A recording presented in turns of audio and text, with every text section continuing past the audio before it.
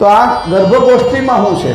તો એની અંદર કૃપાનિધિ પ્રશ્ન પૂછે છે કરુણેશને કે આ બધી ઘટના શું ઘટે છે કે જેના કારણે અવ્યક્ત હોય એવા બાળકો તૈયાર થઈ જાય છે અને વ્યક્ત થઈને પુરુષો અને સ્ત્રીઓ થઈ જાય છે, આ જગત આખું થઈ જાય છે. તો એમાં ઘટના શું ઘટે છે એના વિશે એને મારે પૂછવું છે, એવા પ્રશ્ન છે એને.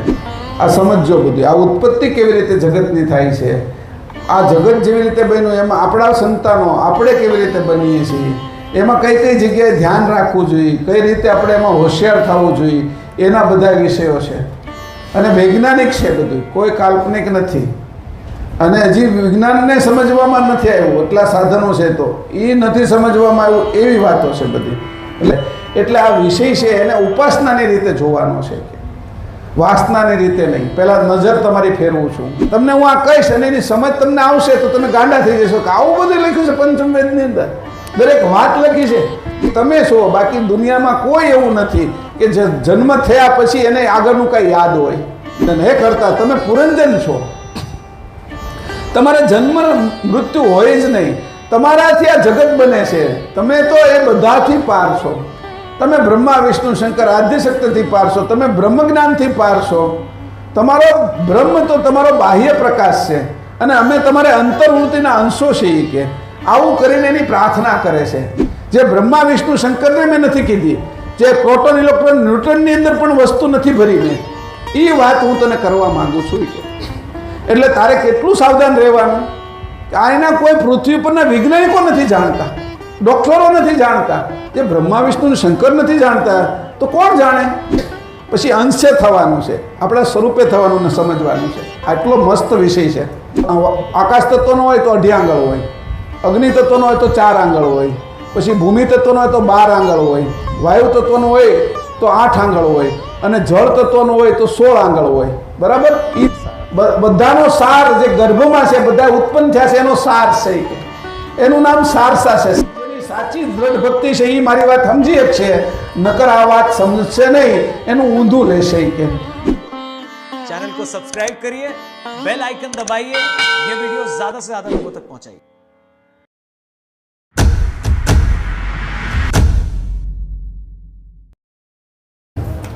પ્રજોતપતિ 4 પાના નંબર 276 પ્રજોતપતિ 4. જ્યારે પુરુષની પિંગલા નાડી ચાલતી હોય ત્યારે થતો સંતાનનો સ્વભાવ. જ્યારે 1 નંબર, જ્યારે પુરુષની પિંગલા નાડી ચાલતી હોય ત્યારે મુકાતા પ્રાણાયામે બિંદુ ગરે એટલે કે સ્ખલન થાય, અને સ્ત્રીની પિંગલા નાડી ચાલતી હોય ત્યારે મુકાતા પ્રાણાયામે બિંદુને ગ્રહે એટલે કે પકડે ત્યારે તેનો પુત્ર જન્મે, જે મહાસુભટ અને સુરવીર હોય અને તેને સત્સંગ મળે તો જીતેન્દ્રિય યોગી થાય. 2 નંબર, એક વિચાર કરો, કઈ રીતે શું થાય તો કેવા સંતાનો જન્મે.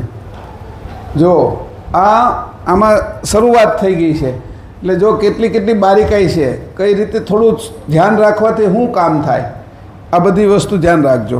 હા, બીજું 2 નંબર, પુરુષની પિંગલા નાડી ચાલતી હોય અને લેવાતા પ્રાણાયામે બિંદુ ગરે એટલે કે સ્ખલન થાય, અને સ્ત્રીની પણ પિંગલા નાડી ચાલતી હોય અને લેવાતા પ્રાણાયામે બિંદુ ગ્રહે તો તેને પુત્ર જન્મ થાય, તે વ્યંદર થાય. 3 નંબર, પુરુષની પિંગલા નાડી ચાલતી હોય અને લેવાતા પ્રાણાયામે બિંદુ ગરે, અને સ્ત્રીની પિંગલા નાડી ચાલતી હોય અને મુકાતો પ્રાણાયામે બિંદુને ગ્રહે તો તેનો પુત્ર જન્મ થાય, તે અતિશય કામી થાય છે. પુરુષની પિંગલા નાડી ચાલતી હોય અને મુકાતો પ્રાણાયામે બિંદુ ગરે, અને સ્ત્રીની પણ પિંગલા નાડી ચાલતી હોય અને લેવાતા પ્રાણાયામે બિંદુને ગ્રહે તો તેને પુત્ર થાય, તે સર્વ વાટે સાધારણ નીચે. 5 નંબર, પુરુષની પિંગલા નાડી ચાલતી હોય ત્યારે મુકાતા પ્રાણાયામે બિંદુ ગરે, અને સ્ત્રીની પિંગલા નાડી ચાલતી હોય અને મુકાતા પ્રાણાયામે બિંદુને ગ્રહે તો તેનો પુત્ર નીપજે અને તે વાંઝ્યો હોય છે. 6. પુરુષની પિંગલા નાડી ચાલતી હોય અને મુકાતા પ્રાણાયામે બિંદુ ગરે, સ્ત્રીની પિંગલા નાડી ચાલતી હોય અને લેવાતા પ્રાણાયામે બિંદુ રહે તો તેનો પુત્ર નીપજે તે મૂર્ખ પશુ જેવો થાય. 7. પુરુષની પિંગલા નાડી ચાલતી હોય અને લેવાતા પ્રાણાયામે બિંદુ ગળે તો અને સ્ત્રીની ઈંગલા નાડી ચાલતી હોય અને લેવાતા પ્રાણાયામે બિંદુ ગ્રહે તો તેનો પુત્ર નિપજે તે બાવડો વાયલ હોય. 8. પુરુષની પિંગલા નાડી ચાલતી હોય ત્યારે લેવાતા પ્રાણાયામે બિંદુ ગળે તો અને સ્ત્રીની ઈંગલા નાડી ચાલતી હોય અને મુકાટા પ્રાણાયામે બિંદુ ગ્રહે તો તેનો પુત્ર થાય તે અતિશય કાયર અને સુરાટન વગરનું થાય છે. લઈ લેને. હા, લઈ લો આગળ. 2. પુરુષની ઈંગલા નાડી ચાલતી હોય ત્યારે પુત્રી નિપજે તેનો સ્વભાવ. 1. પુરુષની ઈંગલા નાડી ચાલતી હોય ત્યારે મુકાટા પ્રાણાયામે બિંદુ ગળે અને સ્ત્રીની પણ ઈંગલા નાડી ચાલતી હોય અને મુકાટા પ્રાણાયામે બિંદુ ગ્રહે તો તેની પુત્રી નિપજે તે વ્યંધર કે વાંજળી હોય. 2. પુરુષની ઈંગલા નાડી ચાલતી હોય ત્યારે મુકાટા પ્રાણાયામે બિંદુ ગળે તો અને સ્ત્રીની ઈંગલા નાડી ચાલતી હોય અને લેવાટા પ્રાણાયામે બિંદુ ગ્રહે તો તેની પુત્રી નિપજે જે અતિશય કામી વ્યભિચારિણી હોય. 3. પુરુષની ઈંગલા નાડી ચાલતી હોય ત્યારે લેવાટા પ્રાણાયામે બિંદુ ગળે અને સ્ત્રીની ઈંગલા નાડી ચાલતી હોય અને લેવાટા પ્રાણાયામે બિંદુ ગ્રહે તો તેની પુત્રી નિપજે તે મહાસુભટ સજાણ પતિવ્રતા હોય. એને જો એને સત્સંગ મળે તો કુંવારકા પદે સાધના કરે. એક એને ભૂસી નાખજો. તો બરાબર, ફરીથી. પતિવ્રતા હોય જો એને સત્સંગ મળે તો કુંવારકા પદે સાધના કરે એવી હોય. 4. પુરુષની ઈંગલા નાડી ચાલતી હોય ત્યારે લેવાટા પ્રાણાયામે બિંદુ ગળે અને સ્ત્રીની ઈંગલા નાડી ચાલતી હોય ત્યારે મુકાટા પ્રાણાયામે બિંદુ ગ્રહે તો તેની પુત્રી નિપજે તે સર્વ વાટે સાધારણ હોય. 5. પુરુષની ઈંગલા નાડી ચાલતી હોય અને મુકાટા પ્રાણાયામે બિંદુ ગળે અને સ્ત્રીની પિંગલા નાડી ચાલતી હોય અને મુકાટા પ્રાણાયામે બિંદુને ગ્રહે તો તેની પુત્રી નિપજે તે મહાસુરવીર પુત્રના જેવી આકૃતિવાન હોય અને તેની પુત્રી અને પુત્રાત્રી અતિશય નિપજે નહીં. 6. પુરુષની ઈંગલા નાડી ચાલતી હોય ને લેવાટા પ્રાણાયામે બિંદુ ગળે અને સ્ત્રીની પિંગલા નાડી ચાલતી હોય ને લેવાટા પ્રાણાયામે બિંદુ ગ્રહે તો તેની પુત્રી નિપજે જે બાવળી તેમજ વાયલ હોય. 7. પુરુષની ઈંગલા નાડી ચાલતી હોય ને મુકાટા પ્રાણાયામે બિંદુ ગળે અને સ્ત્રીની પિંગલા નાડી ચાલતી હોય અને લેવાટા પ્રાણાયામે બિંદુ ગ્રહે તો તેની પુત્રી નિપજે તે મહાદ્રઢ કલેજાની હોય અને તે પુરુષની સાથે સતી થાય. 8. પુરુષની ઈંગલા નાડી ચાલતી હોય ને લેવાટા પ્રાણાયામે બિંદુ ગળે અને સ્ત્રીની પિંગલા નાડી ચાલતી હોય અને મુકાટા પ્રાણાયામે બિંદુ ગ્રહે તો તેની પુત્રી નિપજે તે મહાચરિત્રવાળી અને શંખણી હોય.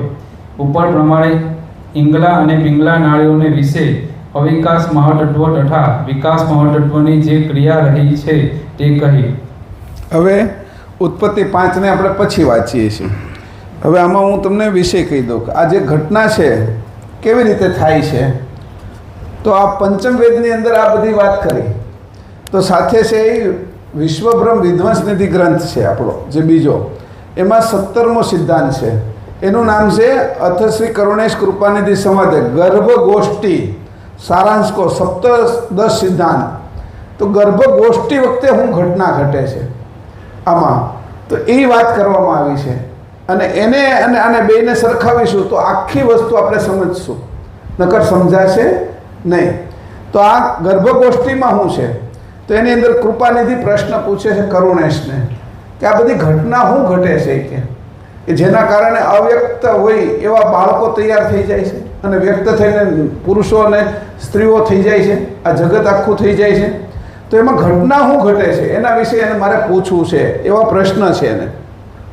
એટલે તમે આમાં લખી લીજો તમારી બુકની અંદર વિશ્વબ્રહ્મ વિધ્વંસનિધિ ગ્રંથ સિદ્ધાંત 17 એ વાંચવો આની સાથે, એટલે તમને આખી વાત સમજાઈ જશે. ઘણી ઘટનાઓ એવી હોય કે આપણે કહી ન શકીએ, કોઈને કહેવાય નહીં, કોઈની અરે વાતચીત ન થાય. તો આની અંદર બધી જ વાતો આપી દેવામાં આવી છે બે બાજુ, સ્ત્રીઓ અને પુરુષોને. અહીંયા કહે છે ગર્ભગોષ્ઠી, અને બોલો કીધું વિશ્વબ્રહ્મ વિધ્વંસનિધિ ગ્રંથ નામ લખો ગ્રંથનું. વિશ્વબ્રહ્મ વિધ્વંસ નિધિ ગ્રંથ સિદ્ધાંત 17. ફરીથી લખાવું. વિશ્વબ્રહ્મ વિધ્વંસ નિધિ ગ્રંથ સિદ્ધાંત 17. એનું ટાઇટલ છે અથશ્રી કરુણેશ કૃપાનિધિ.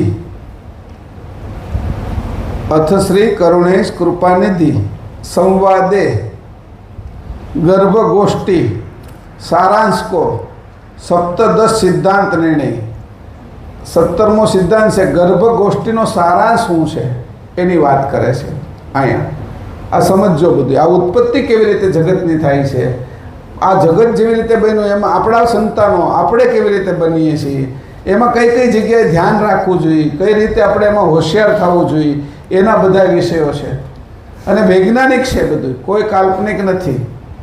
અને હજી વિજ્ઞાનને સમજવામાં નથી આવ્યું, એટલા સાધનો છે તો એ નથી સમજવામાં આવ્યું, એવી વાતો છે બધી. એટલે હું થોડીક ચોપાઈઓ વાંચું છું, એમાં કેવી રીતે પ્રશ્ન કરે છે એની વાત છે. કૃપાનિધિ પ્રશ્ન પૂછે છે કરુણેશને. પુનિ પીછન. હા, આમ તો બે ભાગ પોતે જ છે, કર્તાએ પોતે સંવાદ કરવો છે અને પ્રશ્ન પૂછવા છે, એટલે પોતાના જ બે ભાગ કર્યા. કૃપાનિધિ અત્યારે પરમ ગુરુ છે અને કરુણેશ કૈવલ કરતા છે. એ બે વચ્ચેનો જે સંવાદ થયો છે એ સંવાદને આપણી સામે મૂકે છે કે આ જગતની રચના તમે કેમ કરી અને ગર્ભગોષ્ઠી કેવી રીતે બનાવી, એક નાની એવી જગ્યાની અંદર મનુષ્યનું નિર્માણ કેમ થાય, એક નાના એવા અંકુરમાંથી, એક બેક્ટેરિયામાંથી મનુષ્ય કેવી રીતે બને છે અને એની અંદર શું ક્રિયા છે, એ બધી જ ક્રિયાઓ છે એના વિશે બે વચ્ચે સંવાદ થાય છે કે જે આ વાત કોઈ જાણતું નથી. જેનો જન્મ થઈ ગયો એ અંદરની વાત ભૂલી ગયા અને અંદર હતા ત્યાં સુધી એને કોની ક્રિયા કરાવી એની એને ખબર નથી. એટલે જન્મ થઈ ગયા પછીની જે ઘટના છે એ કોઈને ધ્યાનમાં આવતી નથી. એમાં રાજા હોય, રંક હોય, ઋષિમુનિ હોય, સંતો હોય, એને આ વાતની ખબર નથી. તમે ને હું બે જાણી, એમાં હું અત્યારે જાણતો નથી, તમે જાણો છો. એવી રીતે હું તમને પ્રશ્ન પૂછું છું જેથી કરીને આવતી પેઢીને, જગતના મનુષ્યને આ કામ લાગે. એટલા માટે બે વચ્ચે સંવાદ થાય છે. એ સંવાદની અહીંયા વાત આપણે કરીએ છીએ. બીજું કંઈ કહેવાનું છે? એટલે કીધું કૃપાનિધિ કોણ છે ને કરુણેશ કોણ છે, એ કોણ છે એની વાત કરીએ. હવે કૃપાનિધિ પ્રશ્ન પૂછે છે કરુણેશને. સામે કરુણેશ બેઠા છે. પુનિ પીછન કી એક વિલાખા મોઈ નહીં જનિત જને હું, पिता बिंदु मिल गए उदर में मातन के महीते हूँ. હું પૂછે છે પ્રશ્ન. પુનિ પીછન કી એક વિલાખા મોઈ નહીં જનિત જને હું, पिता बिंदु मिल गए उदर में मातन के महीते हूँ, मातन के महीते हूँ. જેનો અર્થ હું સમજી શકતો નથી. કૃપાનિધિ કહે છે જેનો અર્થ હું સમજી શકતો નથી એવો એક બીજો પ્રશ્ન પૂછવાની મને અભિલાષા થાય છે. પહેલાં તો એની જે 16મો સિદ્ધાંત હતો એમાં અંકુર વિશે પૂછ્યું હતું. હવે અંકુર ગર્ભમાં જાય છે, ત્યાં હું ઘટના ઘટે છે એની મારે તમને વાત પૂછવી છે કે એ બીજો પ્રશ્ન છે જે બહુ ગર્ભિત છે, ગંભીર છે, ગૂઢ છે, રહસ્યવાળો છે. એનું મને પૂછવાની અભિલાષા તમને થાય છે. કે એ અભિલાષા છે એટલે હું તમને પ્રશ્ન પૂછું છું. એ પ્રશ્ન કેવો છે? અને તે એ છે કે બિંદુ, પિતાનું બિંદુ માતાના ઉદરમાં મળી ગયું ત્યારે શું થયું? આપ મને એ વિગતવાર સમજાવો. જે આપણે ઉત્પત્તિની વાત અહીંયા પંચમમાં કરી, હવે અહીંયા ઘટના શું ઘટે છે એને વિગતવાર અમને કહો. મેં તમને ત્યારે જ કીધું હતું કે જ્યારે શરૂ કરું છું વિષય, તો વિષયને તમારે વૈજ્ઞાનિક રીતે સમજવાનો છે. વિષયને સ્ત્રી પુરુષ રૂપે નથી સમજવાનો, નકર કામના ઉત્પન્ન થશે. આની અંદર ઉપાસના ઉત્પન્ન થશે, પહેલાંની અંદર વાસના ઉત્પન્ન થાય. સ્ત્રી પુરુષ જ્યારે આ વિષયને સાંભળે ત્યારે એની અંદર વાસના ઉત્પન્ન થાય. અને આ વિષયને જ્યારે એ અંશે થઈને સાંભળે અને વૈજ્ઞાનિક પદ્ધતિથી સાંભળે તો એને ઉપાસના ઉત્પન્ન થાય. આ ઉપાસના છે, વાસના નથી. સ્ત્રી પુરુષ બે મળે છે એ ઉપાસના છે, એ કોઈ વાસના નથી. જો વાસના થાય તો હેઠેની ગતિ થઈ જાય. એના જે સંતાનો થાય એ સારા ઉત્પન્ન થાય નહીં અને જગત છે એ ખરાબ થતું જાય, ધીરે ધીરે પશુ જેવા થતા જાય. એટલે આ વિષય છે એને ઉપાસનાની રીતે જોવાનો છે, વાસનાની રીતે નહીં. પહેલાં નજર તમારી ફેરવું છું કે આ જુઓ, એવી રીતે પ્રશ્ન કર્યો છે કે પરમગુરુ અને કરુણેશ વચ્ચેનો સંવાદ છે એ આપણે વાત કરીએ છીએ. કેટલો ઊંચો છે આ સંવાદ. હવે બીજી ચોપાઈમાં કહે છે કે આ હું ઘટના ઘટે છે. પછી મને આગળ પૂછું છું, કુની કરિયા સે હવે ગર્ભ મેં વરદી તંત અમન સે કે માતા એક તાયન બડી તવ કે અંકુર ચેતન સે कुन करिया से हवे गर्भ में वर्धित तंत मन से के माता एक तायन बढ़ी तब के अंकुर चेतन से के अंकुर चेतन से. હવે કહે છે કે માના ઉદરમાં ગર્ભમાં કઈ ક્રિયા થતી હતી કે જેને લીધે શરીર વૃદ્ધિ પામી સલામત રહેતું હતું? એવો પ્રશ્ન. શું માતાના એક્યથી એમ થતું હતું કે ચેતનની સત્તાથી થતું હતું? ત્યાં તો કોઈ મન હતું નહીં. માતાનું મન તો માતા આગળ હતું, પિતાનું મન તો પિતા આગળ હતું. હજી બાળકનું તો મન જ તૈયાર નહોતું થયું.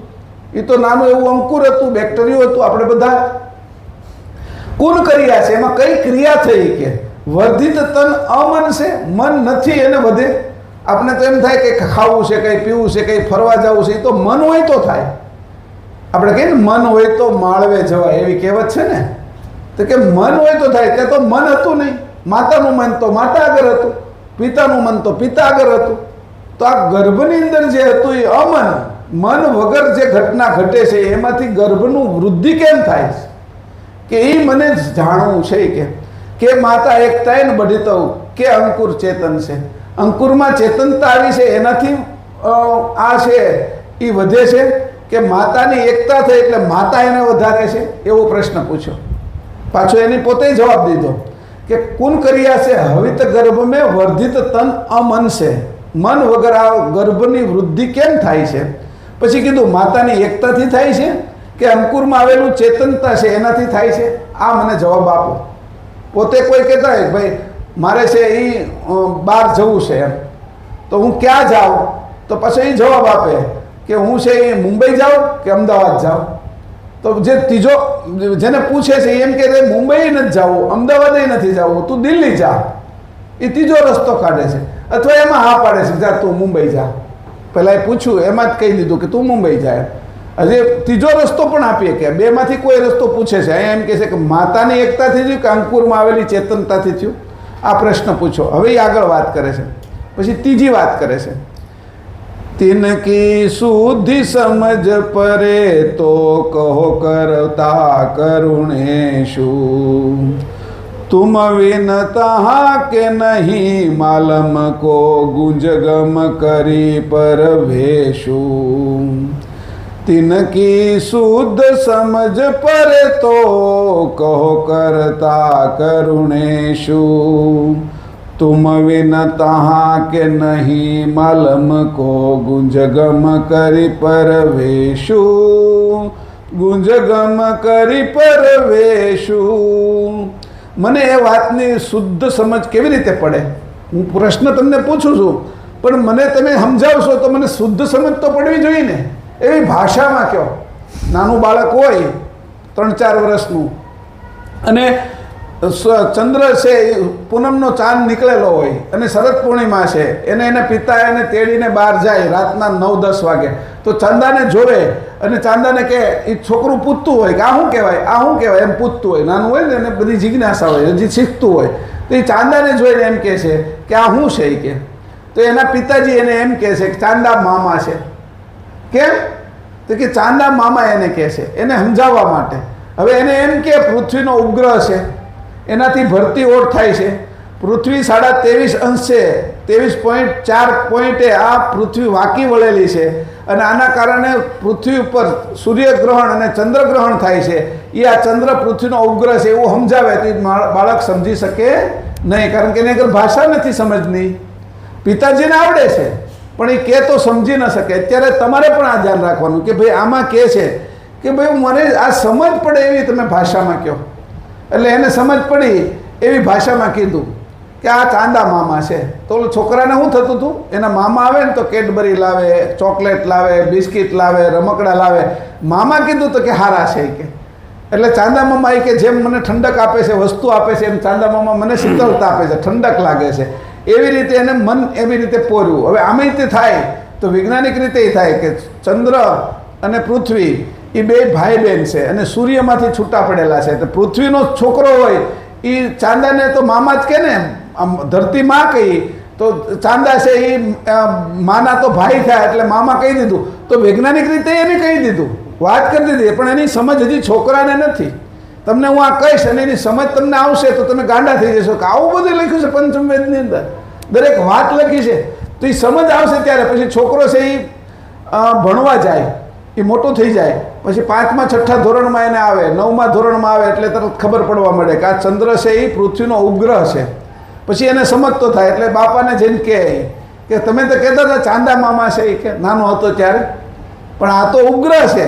પછી એને સમજાવે છે કે આ બે સૂર્યમાંથી બે જન્મેલા છે, આ બેન છે અને એ એનો ભાઈ છે એટલે મામા છે ને, એમ મેં તને સમજાવ્યું હતું. પછી એ સમજતો થાય કે વાત તો સાચી છે કે એની વૈજ્ઞાનિક રીતે જ કીધું હતું પણ એ વિજ્ઞાનને જુદી રીતે સમજતો હતો. અહીંયા આ રીતે જ પરમગુરુને પ્રશ્ન પૂછે છે કે મને કયો કે મને એ બાબતની શુદ્ધ સમજ કેવી રીતે પડે, માટે હે કરુણેશ કૃપા કરીને કહો, કારણ કે તમારા વગર ત્યાંના ગુપ્ત ભેદની કોઈને સમજ નથી. અહીંયા કહે છે ગુંજગમ કરીત પ્રવેશું, માના ઉદરમાં કોની બુદ્ધિ પ્રવેશ કરી શકે કે જ્યાં બુદ્ધિ જઈને જોઈ આવે અને પછી વાત કરે કે આ રીતે થયું છે કે તમે છો, બાકી દુનિયામાં કોઈ એવું નથી કે જે જન્મ થયા પછી એને આગળનું કંઈ યાદ હોય. બધા જ જન્મ થયા પછી આગળનું બધું જ ભૂલી જાય છે. એક તમે એવા છો હે કરુણેશ કે તમને આગળના મારા જન્મની, હું બન્યો છું એ શરીરની અને બધી જ ખબર છે, અંકુર સહિતની તમને ખબર છે, કારણ કે તમે બધું બનાવ્યું છે. તો તમારી સિવાય આ બુદ્ધિ કોઈની આગળ નથી, તમે એક જાણો છો. એટલે તમે મને આ જણાવો, આ ભેદને કોઈ આ બાજુ સમજનાર નથી. તમે અમારી બુદ્ધિ તો ત્યાં પહોંચી નથી શકતી, એટલે તમે કહો. આવી રીતે એની પ્રાર્થના કરે છે કૃપાનિધિ કરુણેશને. અને કરુણેશ પછી એનો જવાબ આપે છે. શું આપે છે એ જોઈએ આપણે. આ એ મજાની વાત છે. બે જણા હામાં બેઠા છે. આ તમને ગમશે. ઓલું ઉત્પત્તિનું સીધું આવ્યા કરે તો થોડો સમય ગમે ને પાછું નીચે ઢબી જાય. આ તો ગમશે કે આ તો લચીલું છે, આ તો જાણવા જેવું છે કંઈક કે. પછી કહે છે કરુણેશ જવાબ આપે છે, અબ તે સુન મોઈ અંશ ગુપત કી જેહી કોહને નહીં પાઈ, બ્રહ્માદિક ભવ વિષ્ણુ સહિત લગ હમ કોઈને ન કહાઈ, अब ते ही सुन मोई अंश गुपत की जेहि कोहुने नहीं पाई, ब्रह्मादिक भव विष्णु सहित लग हम कोઈને न कहाई, हम कोઈને ન કહાઈ. કે છે અબ તે સુન મોહી અંશ ગુપત કી. હવે હું તને સાંભળાવું કે આ ગુપ્ત વાત શું છે, જે ગુપ્ત ઘટના ઘટી છે, ગુપ્ત વસ્તુ છે, રહસ્યવાળી વસ્તુ છે, એ અંશ તું સાંભળી કે જે કોને નહીં પાઈ, એ કોઈએ પ્રાપ્ત કરી નથી. જેટલા જન્મા છે એ કોઈ જાણતા નથી. એ કોઈ આ બાજુ અવતાર થયા વિષ્ણુના, મચ્છ કચ્છ વરા નૃસિંહ વામન પરશુરામ રામ કૃષ્ણ બુદ્ધ કલ્કી, આ કોઈ 10 અવતાર જાણતા નથી. પછી કે બ્રહ્મા આ પૃથ્વીને ઉત્પન્ન કરી છે, એ બ્રહ્મા જ નથી જાણતા. પૃથ્વીને બ્રહ્માને એને પૃથ્વી ઉત્પન્ન કરવાનું વિવેક આપ્યો, એને એનો અધિકાર આપ્યો, એટલે કર્તાએ અધિકાર આપ્યો, કરુણા આપી, એટલે બ્રહ્મા પણ જાણતા નથી. પછી કીધું વિષ્ણુ પણ જાણતા નથી. આ જે જગતનું પાલન પોષણ કરવાનો જેને હવાલો આપ્યો છે એ કર્તા કેવલે વિષ્ણુને આપ્યો છે, એ પણ આ વાત જાણતા નથી. ભવ જે આ જગતનો નાશ કરે છે, નવું જગત ઉત્પન્ન થાય છે, એનો હવાલો છે એ શંકરને આપ્યો છે, એ શંકર પણ જાણતા નથી. સહિત અલગ. પછી ઇન્દ્ર, ચંદ્ર, સૂર્ય, આ બધા આ ઋષિમુનિઓ પણ કોઈ જાણતા નથી. હમ કોઈને ન કહાય. કેમ નથી જાણતા? મેં કોઈને કીધું નથી એટલે કોઈ જાણતું નથી. હું એક જાણું છું, બીજાને કહું તો એ જાણે નહીં કે મેં કોઈને કીધું નથી. કે આ તું મને પ્રશ્ન પૂછે છે એ બુદ્ધિ મેં તને આપી છે એટલે તું મને પ્રશ્ન પૂછી શકે છે. એ બેયના સંવાદની વાત આપણે અહીંયા કરીએ છીએ. તમે વિચાર કરો, જે કોઈ નથી જાણતું એ સંવાદ જે થયો છે એ પરમગુરુ લખી ગયા એની વાત અહીંયા આપણે કરીએ છીએ. હવે એની આમ ચોપાઈની અંદર કીધું કે આવું કોઈ જાણતું નથી આ ગુપ્ત વાત. હે મારા જ્ઞાનવાન અંશ, તારી પૂછેલી ગુપ્ત વાત હું કહું છું તે તું સાંભળ. એની ગમ, એની બુદ્ધિ, એની સમજ શિવ, બ્રહ્મા અને વિષ્ણુને પણ મેં નિરંજન દ્વારા કહેવડાવેલી નથી. કોઈને પણ મેં આ વાત કરી નથી. તને હું કહું છું. આગળ 5મી ચોપાઈમાં કહે છે, પાછા કરુણેશ જવાબ આપે છે. તેહી તુજકુ મોઈ આજ કહન કુ સુન નિજ સુરત ધરીન કે મોઈ કરુણા સે તોઈ પૂછન કો આવે દાવ ફરીન કે તેહી તુજકુ મોઈ આજ કહત હું. તે વાત હું તને આજ કહું છું. જેટલો સમય થયો કોઈને મેં કીધી નથી. તેહી તુજકુ મોઈ આજ કહત હું સુન નિજ સુરત ધરીન કે. તારી સુરતા બીજે ક્યાંય જવા નહીં દેતો. અહીંયા જ રાખજે આ વાત સાંભળવા માટે. નકર તારી સુરતા બીજે વહી જશે, તને ઊંઘ આવી જશે, બગાસા આવી જશે તો આ વાત તને સમજાશે નહીં. તારો જે ગર્ભ બન્યો, તું કેવી રીતે ઉત્પન્ન છો એ વાત હું તને કરું છું. નવો ગર્ભ કેવી રીતે બનશે, તારા સંતાનો કેવી રીતે ઉત્પન્ન થશે એની વાત હું તને કરું છું. કે આ તું જોઈ લઈ. કે આ વાત છે એ આ સુનમય તું સુરતા ધરીને સાંભળજે. કે ક્યાંય પણ તારું મન જવા દેતો નહીં. મોઈ કરુણા છે તોય પૂછન કો. મારી કરુણાથી તું મને આ પ્રશ્ન પૂછી શકે છે. મેં તને આવી બુદ્ધિ આપી. નકર તું આવો પ્રશ્ન પૂછી શકે નહીં. કે આવે ને દાવ ફરીને કે તારે ફરીથી મને પૂછવું નહીં પડે એવો હું તને જવાબ આપી શકે. આવું કીધું એટલે કૃપાનિધિ હતા ને એ તો ખુશ થઈ ગયા કે આ મને આવો જવાબ મળે છે. બીજા કોઈએ ન જાણ્યો એવી વાત મને ગુપ્ત વાત કહે છે આ કરુણેશ. એવા કૃપાનિધિ હામાં બેઠા બેઠા ખુશ થઈ જાય છે, આનંદિત થઈ જાય છે કે મને આ વાત જાણવા મળશે. કોઈ નથી જાણતું એવી વાત. હવે ધીમંત કૃપાનિધિ ઉવાચ. પછી કૃપાનિધિ અને પાછા કોઈને પછી આપણે એવી વસ્તુ આપવા હોય તો આપણે ગદગદ થઈ જાય ને, એનો આભાર માનીએ ને. હવે એ શું કહે છે જોઈએ. अब पूछत करता पूरंजन अंकुर के उद्भव की निख सिख वरधी हवित गर्भ तन कुन चेतन से तबही. अब पूछत करता पूरंजन अंकुर के उद्भव की निख सिख वरधी हवित गर्भ तन कुन चेतन से तबही. कुन चेतन से तबही. કીધું અબ પૂછન કરતા પુરંજન. હે કરતા, તમે પુરંજન છો. તમારે જન્મ મૃત્યુ હોય જ નહીં. તમારાથી આ જગત બને છે. તમે તો એ બધાથી પાર છો. તમે બ્રહ્મા વિષ્ણુ શંકર આદ્ય શક્તિથી પાર છો. તમે બ્રહ્મ જ્ઞાનથી પાર છો. તમારો બ્રહ્મ તો તમારો બાહ્ય પ્રકાશ છે અને અમે તમારે અંતર્વૃત્તિના અંશો છીએ. કે આવું કરીને એની પ્રાર્થના કરે છે. કોઈને આગળથી વધારે લેવું હોય તો આપણે વધારે, કોઈ ગરીબ માણસ આવ્યો હોય માગતા હોય ને, કોઈ સાધુ સંત છે, બીજા ત્રીજા છે, એટલે આમ સામાન્ય એ આવ્યા હોય તો આપણે એને 100 રૂપિયા આપીને તો એ થોડા વખાણ વધારે કરે કે ના ના તમારા છોકરાને બધાને શાંતિ થાય, તમારા છોકરાઓ ભણે ગણે, તમારે જે ખેતીવાડીની અંદર બહુ ઉત્પાદન થાય, તમારી વાડી વધતી જાય, તમારા ઘરે નવી ગાડી આવે, એવું કહે ને તો પછી 500 આપે બીજો તરત કે આ બીજા આ મહારાજ આ લઈ જાવી. કે પછી તમારે કપડાં માટે જોવાય કે આ બીજું લઈ જાય એમ કરીને 1000-1200 જેટલું વધારે વખાણ કરે એટલું વિશેષ આપે. તો અહીંયા કૃપાનિધિ વખાણ કરે છે. કૃપાનિધિ વખાણ કરે છે કરુણેશના. તમે તો પુરંજન પુરુષ છો. કે તમે તો અંકુર વિશે મને કેટલું જણાવ્યું, તમે મને કેટલું આપ્યું. પાછળ એમ કહે છે તમે મને કેટલા રૂપિયા આપ્યા, 100 રૂપિયા મારે ખૂટશે નહીં. અરે હોય હાલો 500 લઈ જાવે. કે બીજા આપે કેમ? અરે હોય તમે કેમ મને એટલા બધા આપો છો એમ. પણ પેલા વખાણ કરે છે અને વાત કરે છે ત્યાં એના ઉપર એને પ્રીત થવા મળે છે. અને એને વધારે આપવાનું મન થાય છે. પણ એમ કીધું 100 જ રૂપિયા આપ્યા એમ આપણે કે બીજો તો એને એમ થાય હું અમારું કોઈ વેલ્યુ જ નહીં એમ કીધું હોય તો ઓલાને મન બગડી જાય. એ આપે ખરો પછી 500 પણ એને ભાવથી ન આપે, પ્રીતથી ન આપે, પરાણે લીધું એવું લાગે એટલે એને કામ ન લાગે હારા.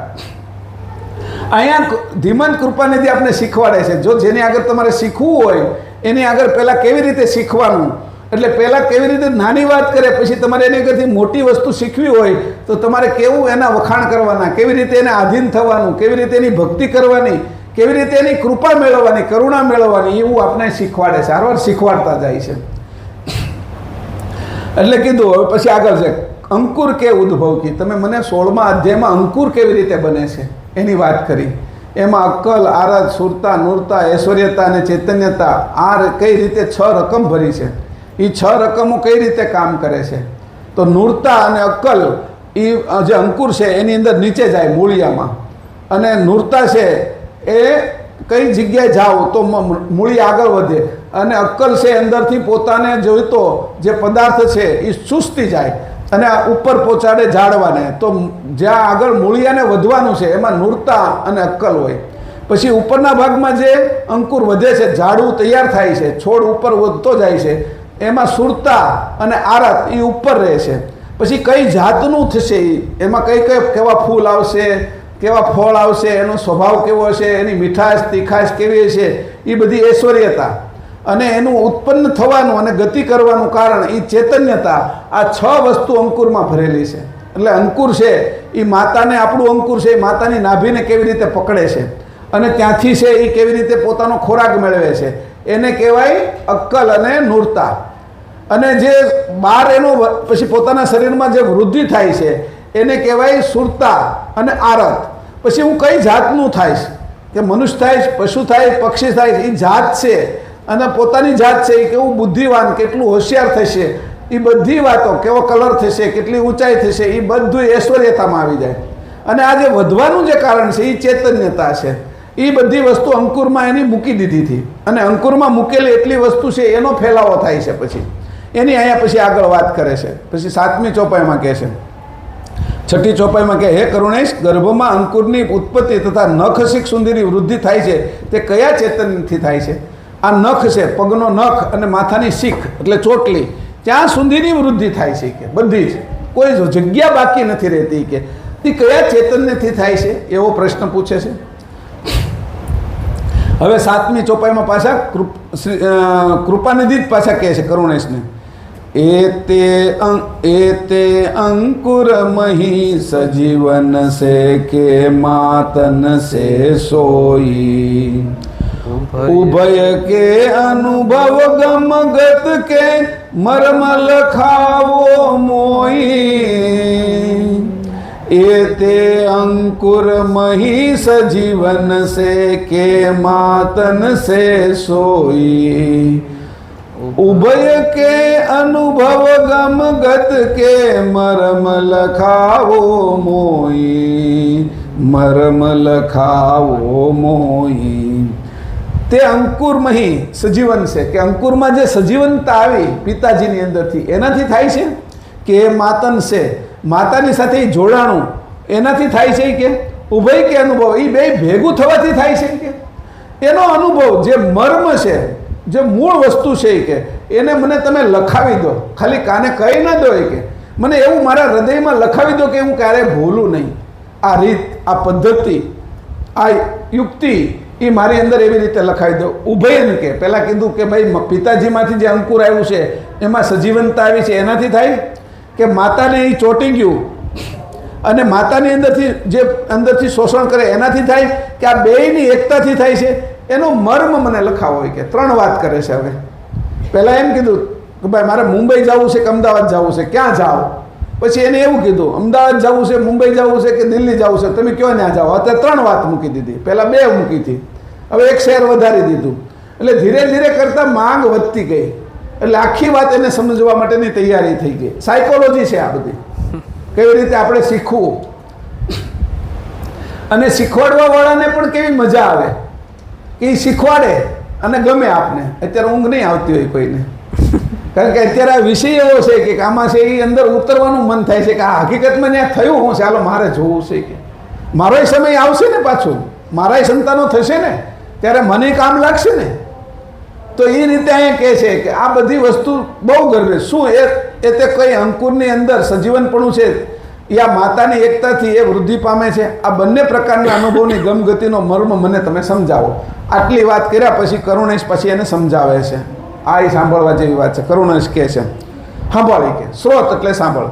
સ્રોત કહત હું ગર્ભિત જ્ઞાનગત અંતર રખિત સચેતા जिनकी नहीं को साख पूरन के मैं वक्ता तु सवेता.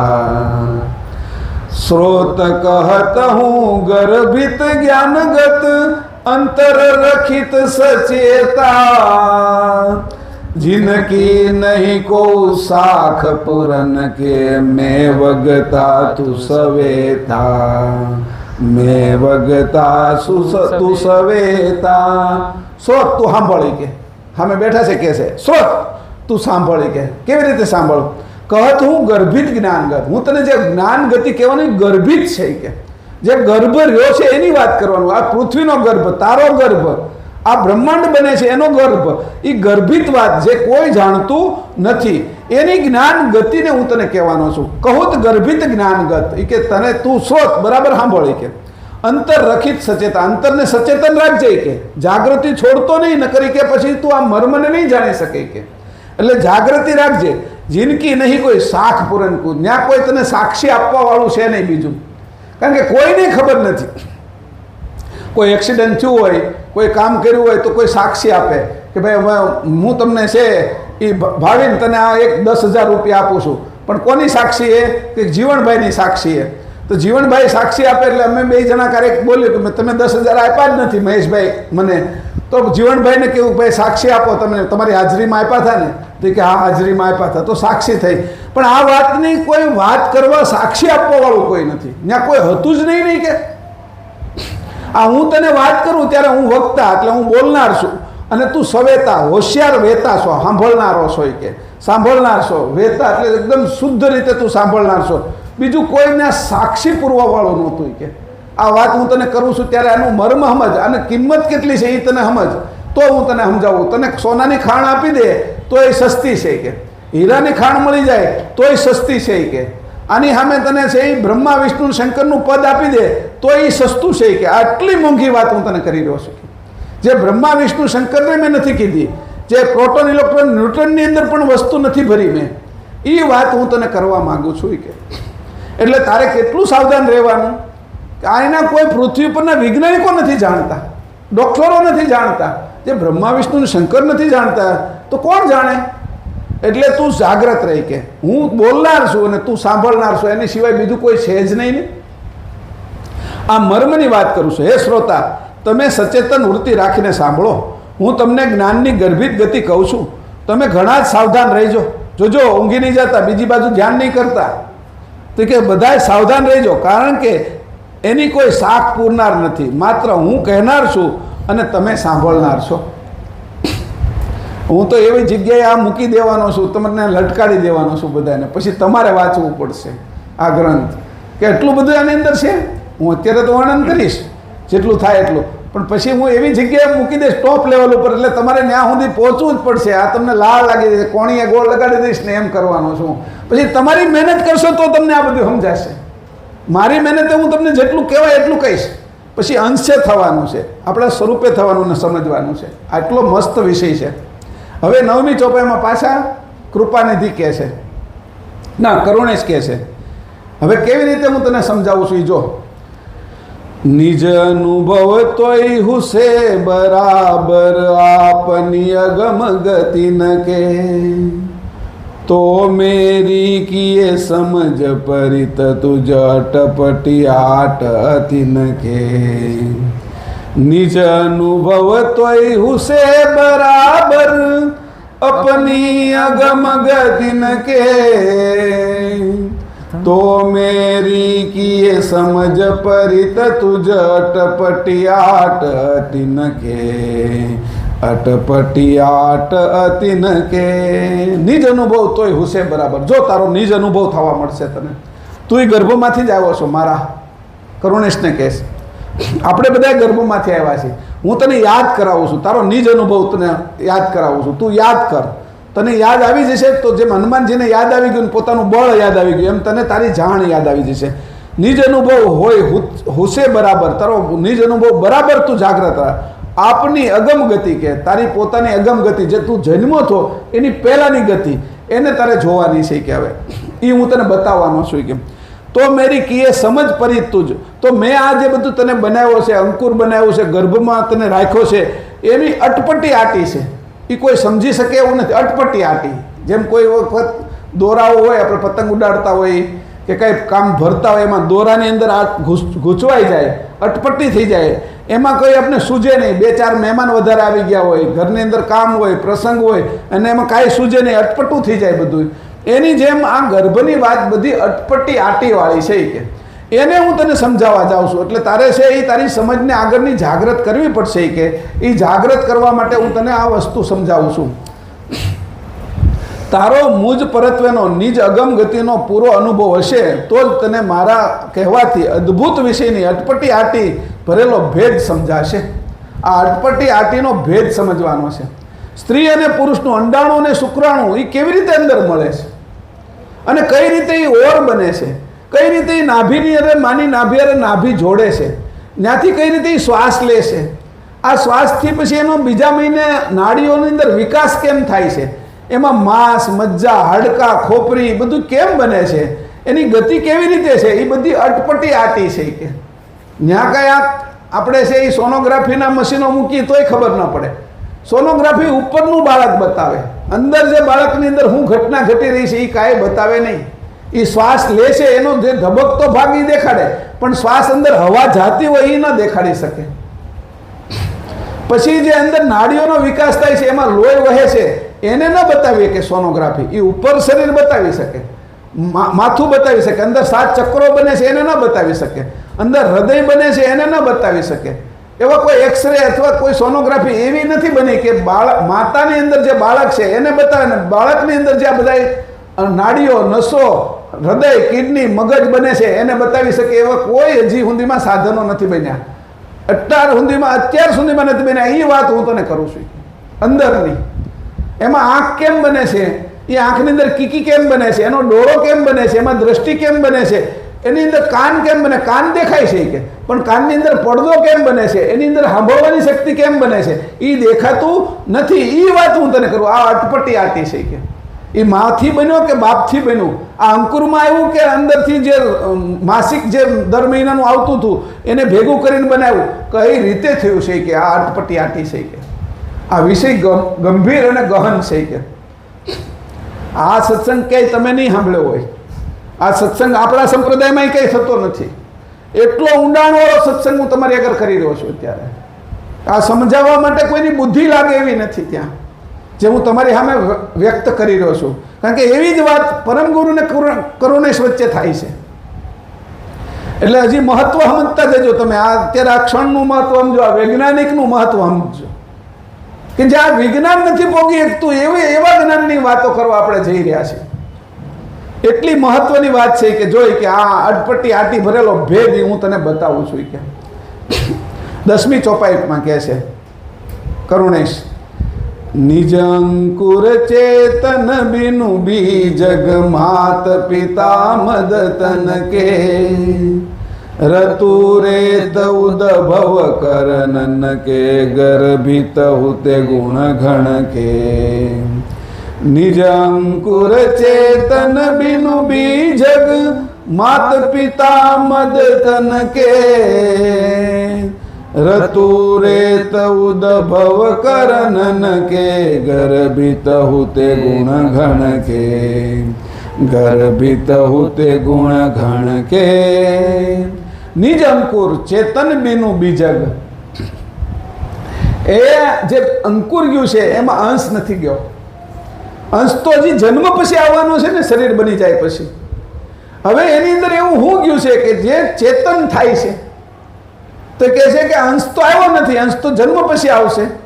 તો અંદર જે ઘટના ઘટી છે, જે ગયું છે, જે અંકુર ગયું છે, નિજ અંકુર ચેતન બીનું બીજક, જે નિજ અંશ નથી જે આવ્યો એના વગરનું બીજ અંદર ગયું છે કે આ બીજ અંદર ગયું માત પિતા મદ તન કે કેના કારણે ગયું છે? માતા પિતાની અંદર પુષ્કળ કામના ઉત્પન્ન થઈ, એવો કામ ઉત્પન્ન થયો, એનો મદ આવ્યો, એની અંદર એવો જોશ આવ્યો, એ કામનાના કારણે આ બિંદુ નીચે ઉતરી આવ્યું છે. એ જોશનો જે ધક્કો લાગ્યો છે એના કારણે એની અંદર કોઈ નથી, છતાંય તે હજી આગળ વધી રહ્યો. કોઈ દડો ફેંક્યો હોય જોરથી તો દડો છૂટી ગયો તો હાથમાં બળ હતું, એ બળ છે એ દડો લઈને જાય છે, એ દડો ત્યાં સુધી જાય છે જેટલું બળ એ હાથમાંથી એમાં કાઢીને ફેંક્યો હતો એટલો દૂર દડો જાય છે, બોલ જાય છે. એવી રીતે જે મદથી સ્ત્રી પુરુષોએ જે ક્રિયા કરી એના કારણે જે અંકુર ખેંચાઈને નીચે આવ્યું, જેટલું સ્ત્રીએ ખેંચ્યું, જેટલું પુરુષે જોશથી નાખ્યું એટલા એ પ્રમાણે જે ગતિ થઈ, એ ગતિ આવી, એમાં અંશ નથી, આ ગતિ આવી છે. ગતિ છે એ કોઈ વ્યક્તિ વગર, હું દડો ત્યાં સુધી દેવા જાઉં તો હું સાથે છું, પણ દડો અહીંથી ફેંકું તો મારી ગતિ ગઈ છે કે આ જોશ ગયો છે. જોશ એટલે ગતિ. નિજ અંકુર ચેતન બીનું બીજક માત પિતા મદ તન કે રતુ રેત ઉદ્ભવ કરનન કે ગર્ભિત હુતે ગુણ ગણ કે એની અંદર ગર્ભિત વસ્તુ શું હતી? ગુણ અને ગણ ગર્ભિત હતા કે જે ગુણગણ આપણે કાલે લખ્યા હતા, સત્વગુણ, રજોગુણ, તમોગુણ, પછી અચત ગણ, સ્વકાશ ગણ અને અહંકાર ગણ, એ બધા ગર્ભિત હતા, એ હજી ઉત્પન્ન નહોતા થયેલા, એ અંકુર રૂપે હતા. આંખે અંકુર રૂપે હતી, અંકુરમાં બધું અંકુર રૂપે હતું. વાત સમજો, હું તમને જે કહેવા માંગુ છું, અંકુર તો હતું, એમાં અંકુર રૂપે આંખ હતી, આંખ હજી પ્રગટ નહોતી. એમાં હૃદય હતું, એ અંકુર રૂપે હતું, એનું અંકુર જ હતું. એમાં કિડની હતી, એ અંકુર રૂપે હતી. એમાં પગ હતા, અંકુર રૂપે હતા. હાથ હતા, અંકુર રૂપે હતા. ખોપરી હતી, હાડકા હતા, એ બધા અંકુર રૂપે હતા. એની અંદર આટલું તો આ દેખાતું અંકુર રૂપે હતું, પણ એમાં ગુણ અને ગણ અને અંતસ્કરણ જે ભર્યા હતા એ પણ અંકુર રૂપે હતા. એ ગુણ ગણ અને અંતસ્કરણ એ પ્રગટ નહોતા થયા, અને એના વગર નિજ ચેતન વગરનું હતું. અંશ હજી આવ્યો નહોતો, પણ જોશ હતું અંદર. જોશના કારણે જતું હોય તો ચેતન ન થઈ જાય કે તો આ જોશ હતો એ પિતાજીનો અને માતાનો જોશ હતો. એકે ખેંચ્યું અને એકે જોરથી ફેંક્યું, એના કારણે જે ગતિ આવી હતી એનો આ ગર્ભ તૈયાર થવાની શરૂઆત થઈ છે. અહીંયા કહે છે માતા પિતાના શરીરના મદનો નિજ અંકુર ચેતન વગર, નિજ અંકુર ચેતન એટલે અંશ વગર બીજક રૂપે હતો. તે માતાની આરતરૂપ રેત, આરતરૂપ એટલે આરત પુષ્કળ હતી માતાની, એ રેત એટલે ધાતુ ઉદ્ભવ કરવામાં ગુણ ગણ રેતમાં ગર્ભિત રૂપથી ભળેલો જ હતો, ગર્ભિત રૂપે ભળેલો હતો. લીંબુ છે એનો લીંબુ જોઈએ આપણે, પણ એમાં રસ ન દેખાય આપને, એ ગર્ભિત હોય. પછી તમે રસ કાઢી નાખ્યો તો તમને ખટાશ ન દેખાય, એ રસમાં પછી ખટાશ છે એ પછી ગર્ભિત હોય.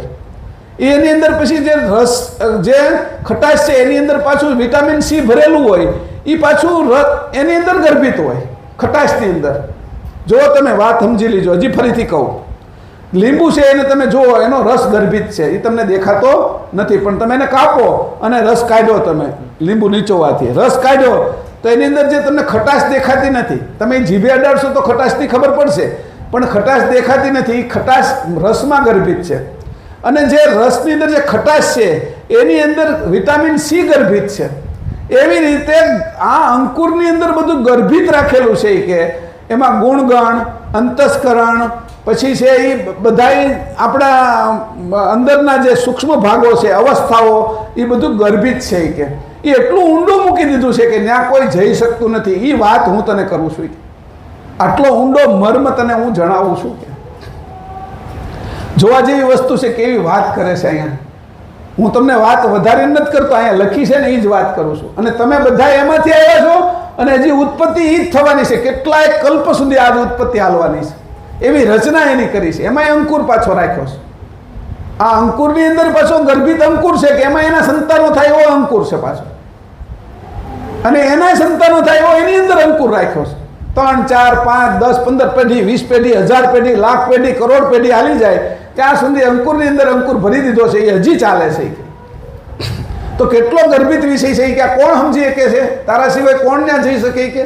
હું તને સમજાવીશ જેટલું સ્પષ્ટ રીતે તો તને આ સમજાશે કે નકર જગતમાં કોઈ સમજી શકે એવું નથી, કારણ કે બ્રહ્મા વિષ્ણુ શંકર નથી સમજી શક્યા. એ વાત હું તને કરું છું. આ વાત ફરીથી એટલા માટે કરું છું તમારું ધ્યાન કેન્દ્રિત રહે. હવે કે છે આગળ 11મી ચોપાઈ, પિતા માત બિંદુ में मलितव जामित कमल जमीन में ओत प्रोत अंकुर तन मलितव सकल संच भिन भिन में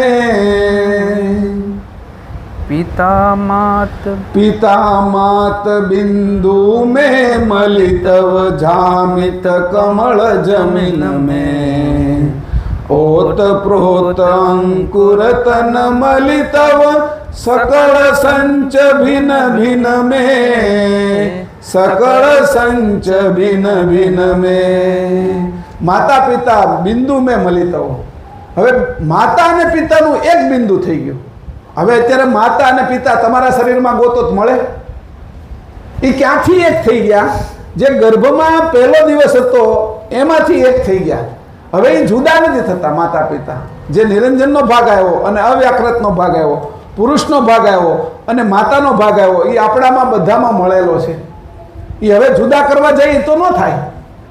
એના જે ગુણધર્મો છે, રંગસૂત્રો છે, એ એવા એક મળી ગયેલા છે કે એ રંગસૂત્રો એટલી એવી રીતે ગોઠવાઈ ગયા છે કે હવે જુદા થાય એવા નથી. કે અહીંયા કહે છે માતા, હવે કીધું માતા અને પિતા બિંદુ મેં મલિતવ, જમિત કમળ જમીન છે, પછી જામી જાય છે. જે રીતે દૂધ અને એમાં તમે દહીં નાખો અને સવાર થાય ત્યાં જામી જાય છે, છાશ નાખો તો જામી જાય, દહીં થઈ જાય છે. એ જમાવ થઈ જાય છે. એ જમાવ ક્યાં થાય છે? કમળમાં. એ કમળમાં જમીત હોય, એમાં જામે છે. માતાના ઉદરની અંદર જે કમળ છે એમાં જામે છે. ઓત પ્રોત અંકુરતન મલિતવ, ઓત પ્રોત પિતાજીનું અને માતાજીનું અંડાણું અને શુક્રાણું ઓતપ્રોત મળી જાય છે. એમાં હવે કોણ કેનું છે એની ખબર નથી, છતાં એ બધા અલગ રહેશે. કે સકળ સંચ ભિન્ન ભિન્ન મેં, પાછા એ બધા મળી જવા છતાં આંખ આંખની જગ્યાએ, કાન કાનની જગ્યાએ, નાક નાકની જગ્યાએ, જીભ જીભની જગ્યાએ, દરેક અંગ જે પ્રમાણે છે, મગજ મગજની જગ્યાએ, એ રીતે પાછા અલગ પણ નીકળશે. જ્યારે જન્મ થશે ત્યારે એ અલગ આવશે. પહેલાં ભેગા થઈ ગયા અને પાછા ત્યાંથી જુદા કરશે. એટલે કોઈ એમ કહે છે કે 9 કૂવાનું પાણી, 10 કૂવાનું પાણી એ લ્યો અલગ અલગ અને એ ભરીને તમે ભેગું કરો. ભેગું કરીને પછી એવો કોણ હોશિયાર છે કે 10 કૂવાનું પાણી એ પાછું જુદું કરી દે? તો એ હોશિયારી છે કે આમાં પહેલાં ભેગું કર્યું અને પછી જુદું. 10 ઇન્દ્રિયો છે આપણી, કાલે જે દેખાડી ને, 10 ઇન્દ્રિયનું પાણી અર્ક ભેગો કર્યો અને એ ભેગો કરીને એક અંકુર એવું જમાવી દીધું સ્ત્રી પુરુષને ભેગા કરીને. પછી જ્યારે જન્મ થયો ત્યારે એ પાછું જુદું કર્યું. આંખ આંખની જગ્યાએ, કાન કાનની જગ્યાએ 10 ઇન્દ્રિયો આવી.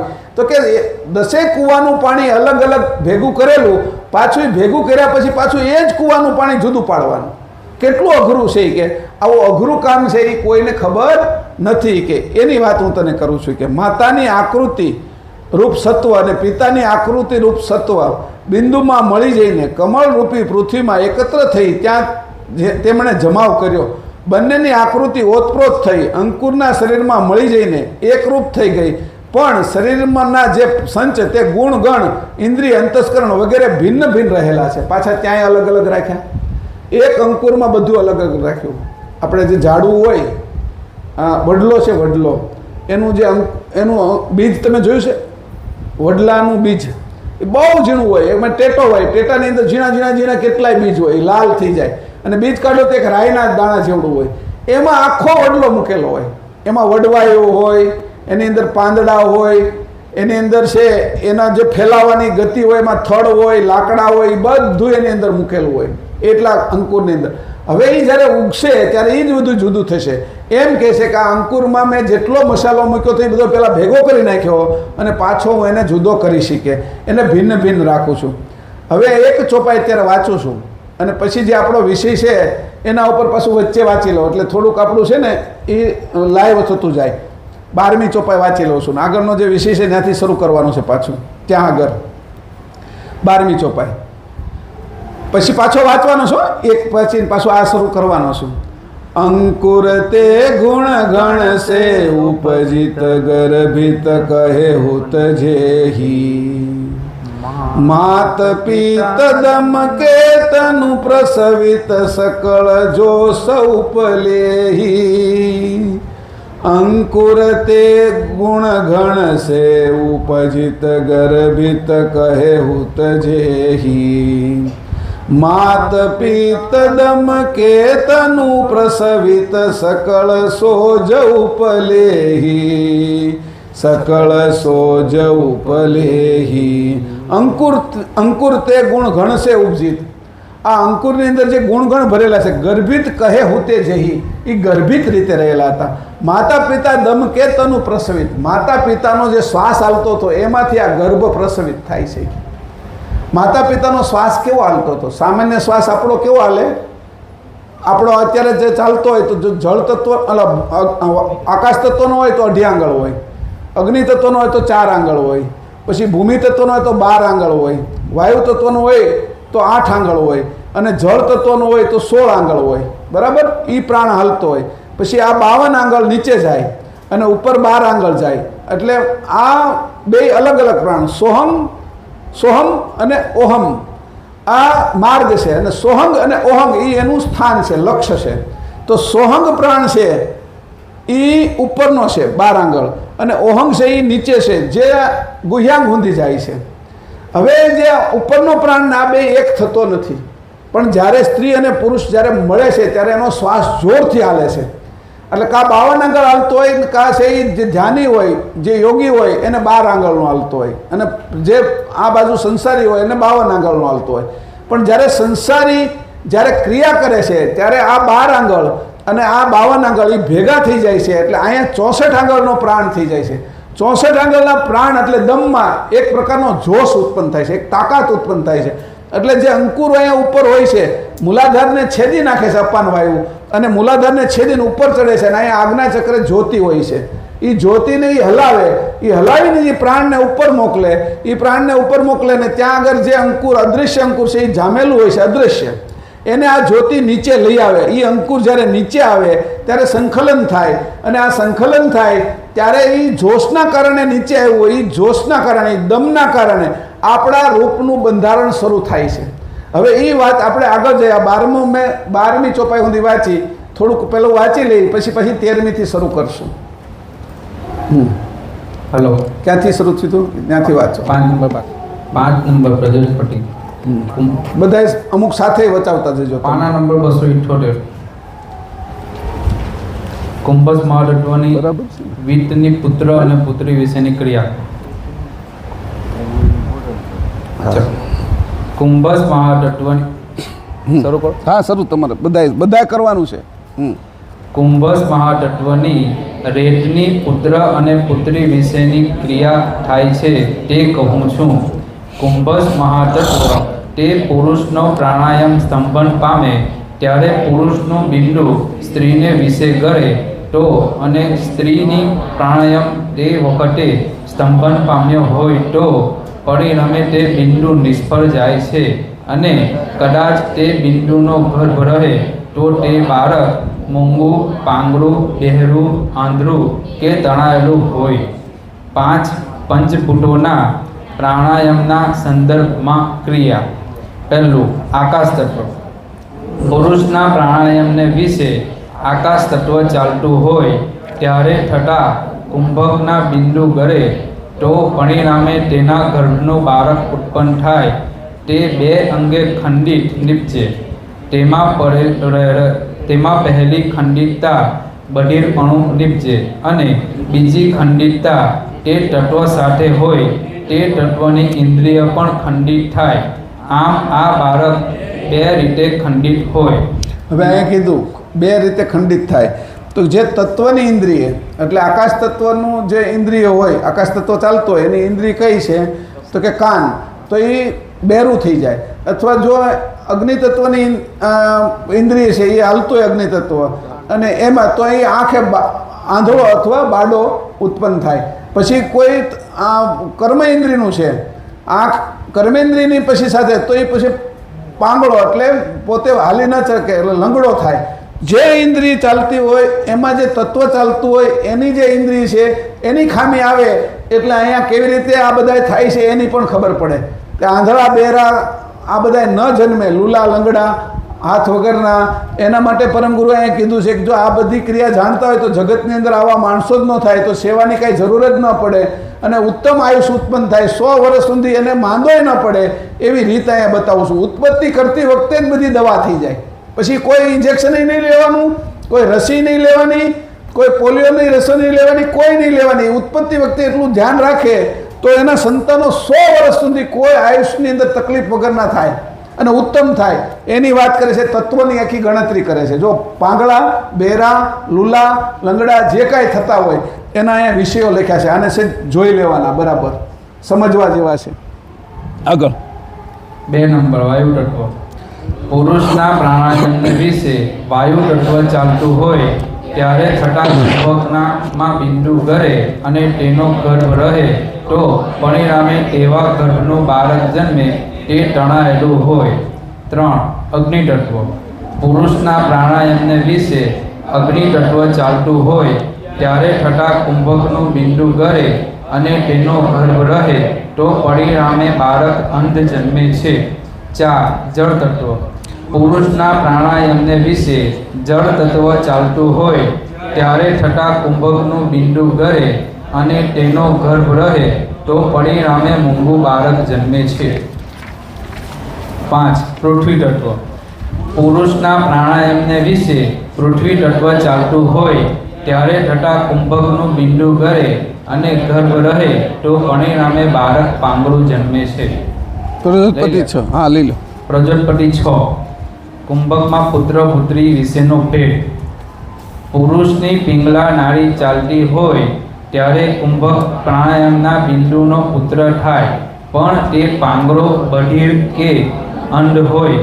પુરુષની પિંગલા નાડી ચાલતી હોય ત્યારે કુંભક પ્રાણાયામના બિંદુની પુત્રી થાય, તે પણ લૂલી, બહેરી કે આંધળી હોય. પુત્ર પુત્રી જે સપ્ત ધાતુના દેહથી ઉત્પન્ન થાય છે તે સપ્ત ધાતુના દેહને વિશે કઈ કઈ ધાતુ પુરુષના રેટ બિંદુની હોય અને કઈ કઈ ધાતુ સ્ત્રીના રેટ બિંદુની હોય તે સાંભળો. 1 અસ્થિ, રગ, રોમ અને પુરુષનું પુરુષાતનનો રેટ ભાગ. આ 4 ધાતુ પુરુષના વ્રજ બિંદુમાં એટલે કે વીર્ય બિંદુમાં હોવાથી આમ કુલ 4 ભાગ થયા અને રઢીર, માંસ અને ત્વચા તેમ 3 ધાતુ સ્ત્રીના વ્રજ બિંદુમાંથી એટલે કે રંજ બિંદુમાંથી હોવાથી આમ 3 ભાગ થાય. તે બંને મળીને સપ્ત ધાતુ અને તેના પરિણામે પુત્ર થાય. 2 નંબર રુધિર, માંસ, ત્વચા અને સ્ત્રીના સ્ત્રીયત્વનો રેટ ભાગ. આ 4 ધાતુ સ્ત્રીના વ્રજ બિંદુમાંથી હોય અને અસ્થિ, રગ અને રોમ એ 3 ધાતુ પુરુષના વ્રજ બિંદુની હોય. આમ 3 ભાગ થયા. આ બંને મળી સપ્ત ધાતુ થાય, તેના પરિણામે પુત્રી થાય છે. પુરુષ અને સ્ત્રીની ધાતુ વિશે. પુરુષની 4 ધાતુ અને સ્ત્રીની 3 ધાતુ કયા સંજોગે કરીને થાય છે અને સ્ત્રીની 4 ધાતુ અને પુરુષની 3 ધાતુ તે કયા સંજોગે કરીને થાય છે તેના વિશે. 1 નંબર પુરુષની પિંગલા નાડી ચાલતી હોય ત્યારે પુરુષ સ્ત્રીની સાથે મૈથુન કરે તો પુરુષની 4 ધાતુ તે પુરુષની પિંગલા નાડી ચાલતા બિંદુને વિશે ઉત્પન્ન થાય અને સ્ત્રીને પિંગલા નાડી ચાલતી હોય ત્યારે સ્ત્રી પુરુષનો ભોગ કરે તો સ્ત્રીનું બિંદુ 3 ધાતુનું ઉત્પન્ન થાય. માંસ, રુધિર અને ત્વચા આ 3 ધાતુ સ્ત્રીનો પિંગલા નાડી ચાલતા સ્ત્રીના બિંદુ વિશે ઉત્પન્ન થાય. આમ 7 ધાતુ પુરુષ સ્ત્રીની ભોગી હોય, પુરુષની ભેગી હોય તો પુત્ર થાય. 2 પુરુષની પિંગલા નાડી ચાલતી હોય ત્યારે પુરુષ જોરથી થોડુંક, હા, જોરથી બોલવાનું છે બધાએ, તો જાગો છે એની ખબર પડે, સમજમાં આવશે. હા, 2 નંબર પુરુષની પિંગલા નાડી ચાલતી હોય ત્યારે પુરુષ સ્ત્રીની સાથે મૈથુન કરે તો પુરુષની ધાતુનું બિંદુ ઉત્પન્ન થાય છે. તે 3 ધાતુ તે અસ્થિ, નાડી, રોમનો ભાગ હોય તે પુરુષની પિંગલા નાડી ચાલતી હોય ત્યારે પુરુષના બિંદુને વિશે ઉત્પન્ન થાય છે અને સ્ત્રીની પિંગલા નાડી ચાલતી હોય ત્યારે સ્ત્રી પુરુષ ભોગ કરે તો સ્ત્રીનું બિંદુ 4 ધાતુનું ઉત્પન્ન થાય છે. તે 4 ધાતુ એ માંસ, રુધિર, ત્વચા અને સ્ત્રીના સ્ત્રીપણાનો રેટ ભાગ એ 4 ધાતુ તે સ્ત્રીની પિંગલા નાડી ચાલતી હોય ત્યારે સ્ત્રીના વ્રજ બિંદુને વિશે ઉત્પન્ન થાય છે. પરિણામે આ 7 ધાતુ સ્ત્રી પુરુષની એકઠી થઈને તેનો ગર્ભ રહે તો તે પુત્રી થાય છે. 3. આ પ્રમાણે સ્ત્રી પુરુષના સંભોગને વિશે પુત્રની પિંગલા નાડી પુરુષની પિંગલા નાડી ચાલતી હોય અને સ્ત્રીની પિંગલા નાડી ચાલતી હોય તો સ્ત્રી અને પુરુષમાં 4 ધાતુના બિંદુ ઉત્પન્ન થાય. એમ અષ્ટ ધાતુ સ્ત્રી પુરુષની ભેગી હોય તો પરિણામે તે બિંદુ નિષ્ફળ જાય અને જો ગર્ભ રહે તો પુત્ર થાય, પણ તે વ્યંધળ તેમજ પુરુષાતન વિનાનો હોય. 4 નંબર, સ્ત્રી પુરુષના સંયોગમાં પુરુષની પિંગલા નાડી ચાલતી હોય અને સ્ત્રીની તે સમયે પિંગલા નાડી ચાલતી હોય તો સ્ત્રી પુરુષની 3 ધાતુ ભેગી થાય તો આ 6 ધાતુના પરિણામે બિંદુ નિષ્ફળ જાય અને જો કદાચ ગર્ભ રહે તો પુત્રી થાય. તે સ્ત્રી ધર્મ વિનાની વ્યંધર હોય.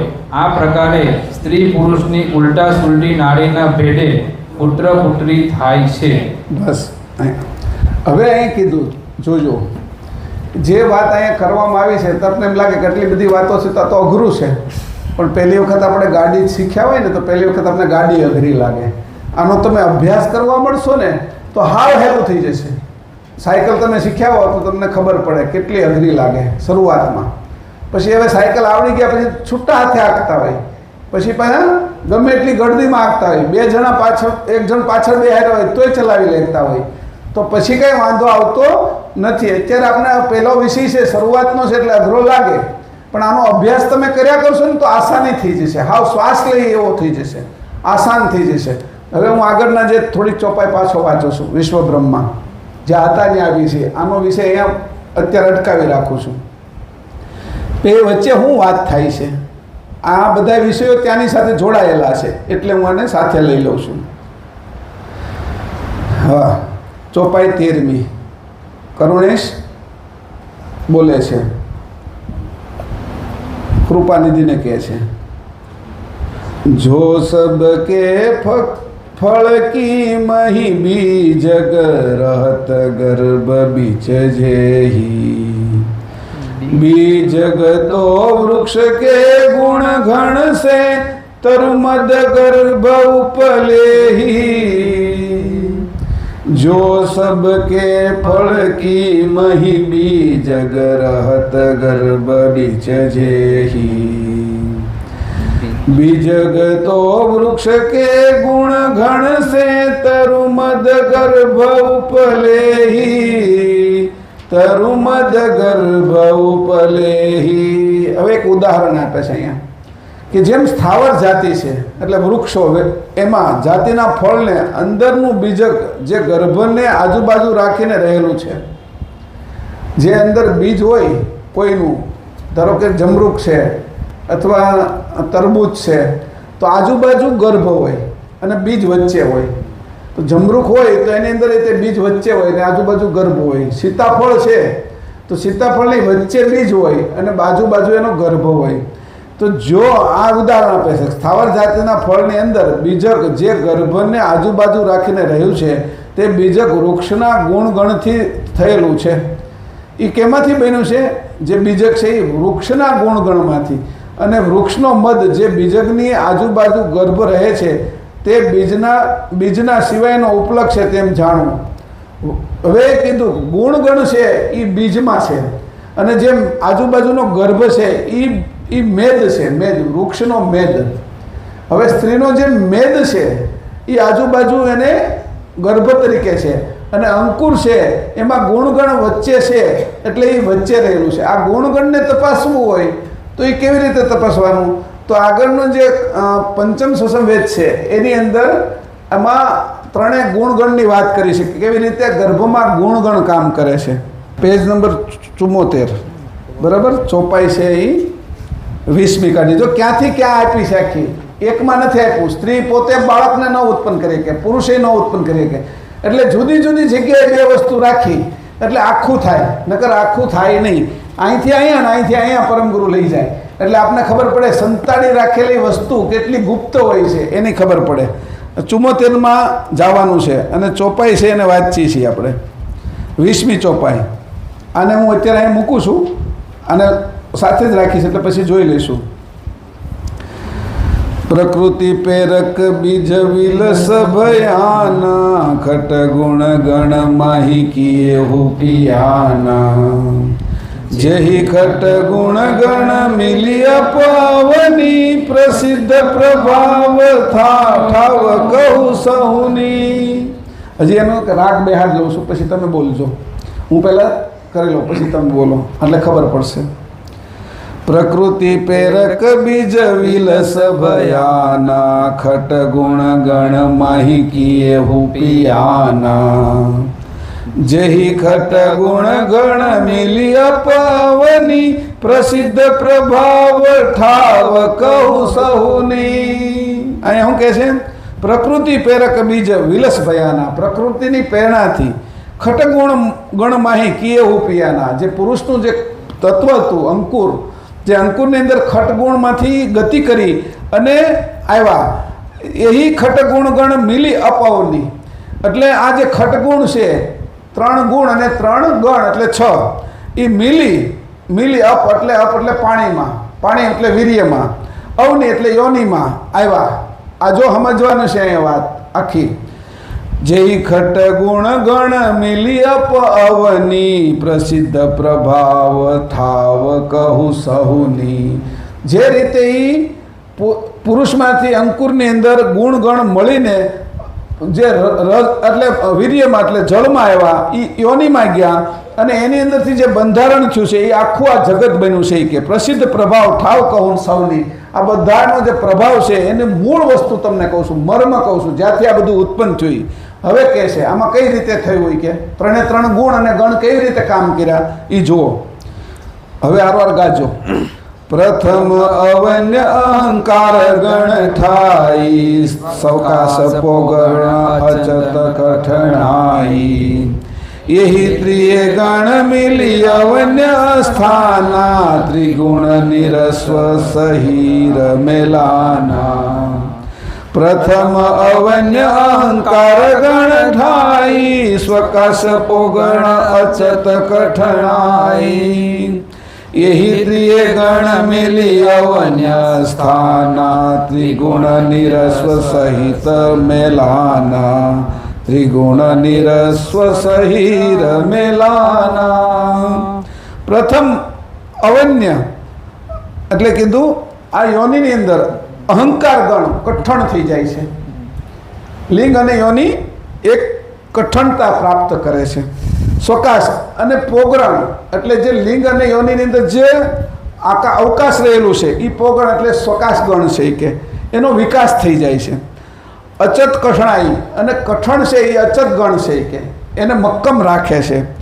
એહી ત્રિય ગણ મિલી અવન્ય સ્થાનમાં, આ ત્રણેય ગણ એ યોનિ સ્થાનમાં મળે છે સ્ત્રી અને પુરુષના. અઘરો વિષય છે, તમને સમજાવું છું. આ નથી કહેવાનો છતાંય કહું છું.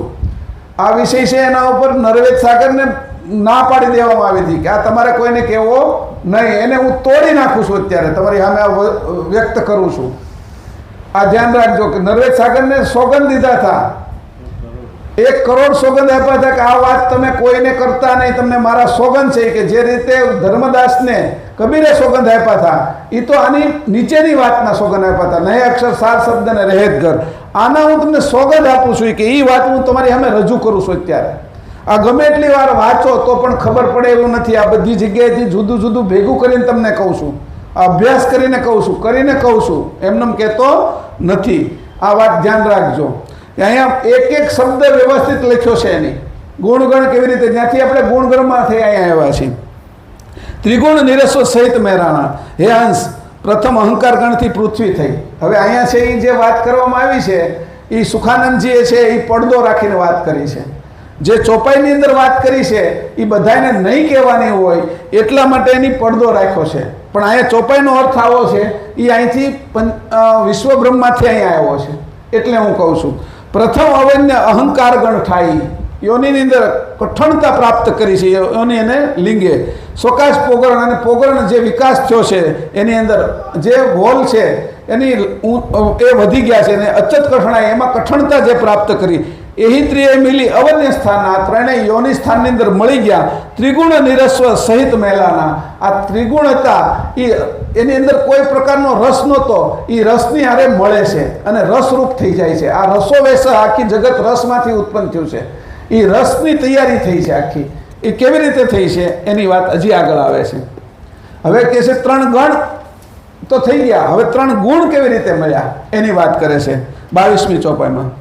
રજો ગુણ અપસતો ગુણ શીતલાઈ, તાત્પર ગુણ તમો પાણવલદાઈ, ત્રિગણ ભૌમ્ય ત્રિગુણ સમેતા, યહી ખટ ગુણ ગણ મિલિત સખેતા.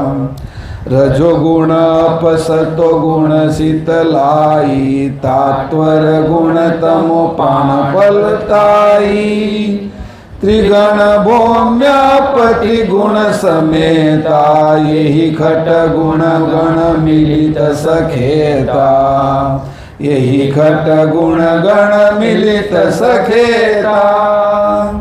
પેલા 3 ગુણથી ખેતર તૈયાર થઈ ગયું. હવે 3 ગુણની અંદર આ બીજ અને પાણી નાખશે. 3 ગુણથી રજોગુણ શું કરે છે? અપ એટલે પાણી રૂપે છે એ કે. અને સત્વગુણ શું છે? એમાં ઠંડક છે. પછી તાત્વર ગુણ એટલે તમો ગુણ કરે છે, આ બધાને ગતિ કરી અને છેક નાભી સુધી પહોંચાડવાનું કામ છે, એ તમો ગુણ કરે છે. આ તમો ગુણે છે એ નાભી ત્રિગણ ભૌમ્ય અપ ત્રિગુણ સમેતા, 3 ગુણથી જમીન 3 ગણથી જમીન બનાવી અને 3 ગુણથી એની અંદર આ બીજ નાખ્યું. એ ખટ ગુણ ગણ મિલિત સખેતા, આ ખેતર તૈયાર થયું. આ ખેતી શરૂ કરી. આ મનુષ્ય પશુ પક્ષી 84 લાખ યોનિની ખેતી શરૂ કરી. આ 3 ગુણ અને ગણથી આ ખેતી કેવી રીતે શરૂ થઈ એની અહીંયા વાત કરે છે. હવે આગળ 23મી વાત છે.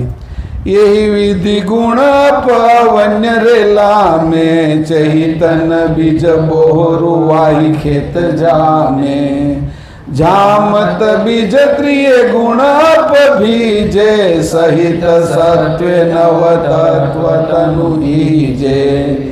यही विधि गुण पवन्य रेला में, चैतन बीज बोरु वाही खेत जामे, जामत बीज त्रिय गुण बीजे, सहित सत्व नव तत्व तनु ईजे. હે અંશ, અહીંયા હજી તો હું ગુજરાતી વાંચતો નથી, આનો જ અર્થ કરું છું એટલે બીજી સાઈડમાં ન ફંટાઈ જાય. એહી વિધિ ગુણ ગણ અવન્ય રેલાવે. આવી રીતે ગુણ અને ગણ યોનિની અંદર રેલાઈ ગયા, અંદર આવી ગયા. ચૈતન બીજ બહોરું વાહી ખેત જામે, અને નાભીની અંદર એની મૂળ પકડી લીધું. એટલે ચેતન બીજ છે એ ત્યાં જામવા લાગ્યું. અંશ નથી આવ્યો, ચૈતન્યતા આવી છે અંકુરમાં. એ અંકુરની ચૈતન્યતાએ નાભીને પકડી લીધું અને એ ખેતર રૂપી, આ ખેતર હતું માનું, એ ખેતરની અંદર બીજ જામ્યું.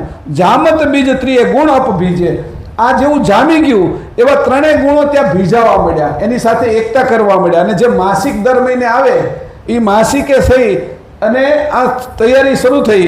સહિત સત્વે નવ તત્વ તનુ હીજે, એટલે સૂક્ષ્મ શરીર ત્યાં બનવાની શરૂઆત થઈ ગઈ. સૂક્ષ્મ શરીર આવી ગયું, સ્થૂળ હજી નથી બનતું, સ્થૂળની શરૂઆત હવે પછી થશે. તો 9 તત્વનું સૂક્ષ્મ શરીર બને છે. આ સૂક્ષ્મ શરીરમાં 9 તત્વોમાં એક ભૂમિ તત્વ બાકી રહે અને બાકીના જળ, અગ્નિ, વાયુ અને આકાશ, પછી એની માત્રા શબ્દ, સ્પર્શ, રૂપ, રસ અને ગંધ, આ 5 અને એક ભૂમિ તત્વ સિવાય જ્યારે એ બાંધવાની શરૂઆત થશે એટલે ભૂમિ તત્વ આવશે એટલે સ્થૂળ શરીર થશે. આ 9 વાસના લિંગ તૈયાર થયું. આપણું 9 વાસના લિંગ તૈયાર થયું. કેવી રીતે તૈયાર થયું તો એની વાત કરે છે. હવે એ ક્યાં કરે છે એના માટે એક જગ્યાએ પાછા જઈએ. હજી જો આને હું અહીંયા મૂકું છું અને અગાધ ગતિની અંદર જવું છે. અગાધ ગતિની અંદર છે એ 82મું છે. આ વિજ્ઞાન સંપ્રદાય વિધિ એ બતાવી છે, એના માટે જવું છે. ક્યાં ક્યાં કેવી રીતે ભેળ્યું છે પરમગુરુએ એ જોવાનું છે. હવે જ્ઞાન સંપ્રદાય વિધિ વિશેનું વર્ણન જ્ઞાન સંપ્રદાય વિધિ વિશેનું વર્ણન. એ 81મું અંગ છે અને 81મું અંગ અગાધ ગતિનું છે. એમાં હવે કહે છે, આને સમજજો બરાબર હો. હું તમને ક્યાંથી ક્યાં લઈ જાઉં છું એ ટપ્પો પાડીને જાજો. થોડી વાર લાગશે પણ આ 2-3 વસ્તુ વાંચી લો. હવે કહે છે અહીંયા, જે વસ્તુ પરમગુરુ કહેવા આવે છે એ જગતની ન હોય, જગતથી ઊંચેની હોય, જગતમાં હાલતું હોય એવી બધી વાત પરમગુરુ ન કરે. એ તો આ બાજુની છે, એ તો 4 વેદની છે, પંચમ વેદની ગુપ્ત વાત છે આ.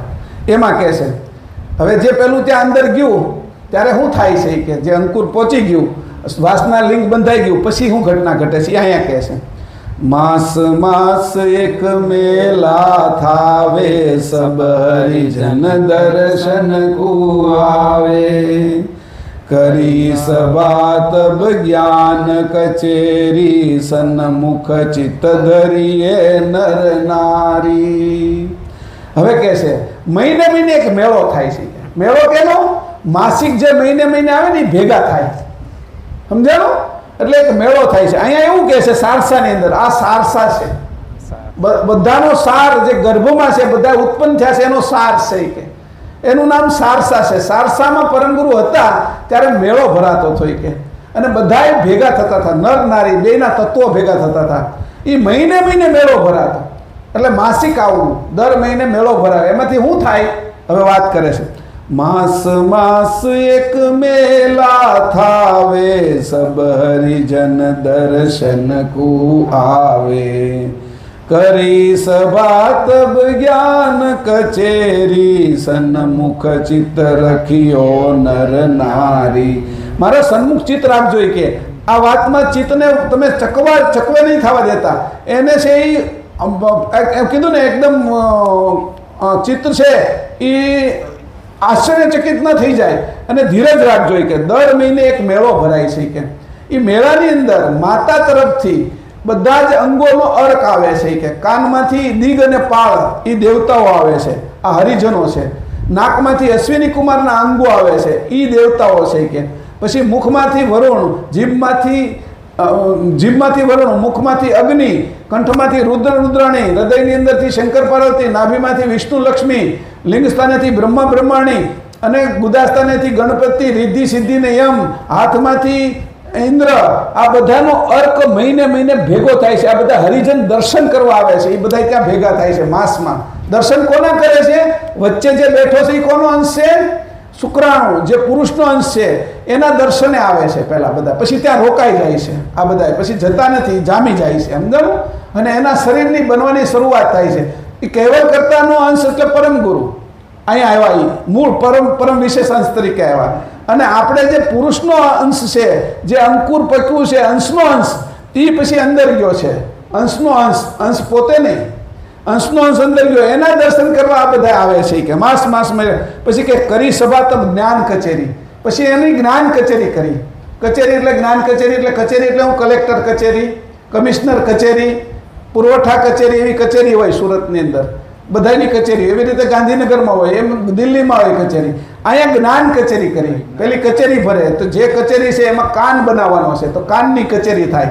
તો કાનના જે તત્વો છે એ બધા કાનમાં આવે. જ્ઞાન કચેરી, જ્ઞાનની 5 જ્ઞાનેન્દ્રિયો તૈયાર થાય. પછી આંખની કચેરી થાય, એમાં આંખના અર્કો આવે, એની આંખ એ જોવાની કચેરી થાય. પછી નાકની કચેરી થાય, એ નાકના જ બધા જે ધ્રાણેન્દ્રિય છે એના બધા અંકો આવે. એવી રીતે મુખની કચેરી, જીભની કચેરી થાય. આ બધી કચેરીઓ તૈયાર થઈ એટલે એની અંદર આ 10 ઇન્દ્રિયો તૈયાર થવાની શરૂઆત થઈ. અને જેના અર્ક છે એ જગ્યાએ આવશે એટલે કચેરીઓ ચાલવા લાગશે, એટલે સુરતનો વહીવટ થવા લાગશે. જો આ સુધરાઈની કચેરી ન હોય, આરોગ્ય કચેરી, તો સુરતમાં બધાનું આરોગ્ય બગડી જાય. પછી સફાઈની કચેરી ન હોય તો આ બાજુ છે એ બધે કચરો થઈ જાય. પછી બાગ બગીચાની કચેરી ન રાખી હોય તો બાગ બગીચા છે એ લીલા હોય એ બધા હુકાઈ જાય, એમાં પાણી જોવા ન મળે. તો બધી કચેરીને સક્રિય કરવા માટે આ માસ જે મેળો થાય છે એની અંદરથી આ બધું આવે છે. હવે વચ્ચે કોણ બેઠું છે? ત્યાં આગળ પરમગુરુ બેઠા છે સારસામાં. અહીંયા વચ્ચે અંકુર બેઠું છે, જે પિતાજીમાંથી આવ્યું એ અંશે જે પકવેલું જે શુક્રાણુ એ આવ્યું. હવે બીજી ચોપાઈમાં કહે છે, તેહી મધ્યે હમ બેઠે જાઈ, ગર્જન લાગે સિંહ ગિરાઈ, सुनो हरिजन जम्बू के